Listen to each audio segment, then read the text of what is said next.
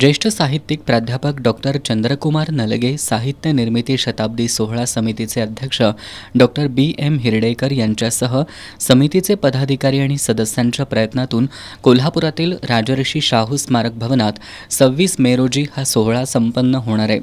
9वीमध्ये शिकत असताना प्राध्यापक डॉक्टर चंद्रकुमार नलगे यांनी गळफास ही एकांकिका लिहिली, ज्या एकांकिकेला राज्य शासनाचा पुरस्कार प्राप्त झाला।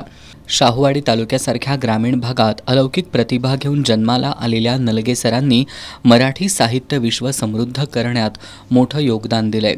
14 साहित्य प्रकारांमधून साहित्य सेवा करणाऱ्या नलगे सरांच्या उंबरठा या 100व्या पुस्तकाच्या प्रकाशनासह त्यांच्या साहित्य निर्मिती शताब्दी सोहळ्याला ज्येष्ठ साहित्यिक पद्मश्री मधु मंगेश कर्णिक, माजी सनदी अधिकारी ज्ञानेश्वर मुळे, कवी अशोक नायगावकर, साहित्यिक डॉक्टर प्रदीप ढवळ, जिल्हाधिकारी अमोल येडगे यांची प्रमुख उपस्थिती असणार आहे।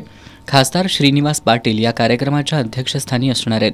प्राध्यापक डॉक्टर चंद्रकुमार नलगे साहित्य निर्मिती शताब्दी महोत्सव सोहळा समितीच्या कार्यवाह डॉक्टर रूपा शाह यांनी पत्रकार बैठकीत ही माहिती दिली। नलगे सरांचं साहित्य, शिक्षण आणि सामाजिक क्षेत्रातही मोठं योगदान आहे।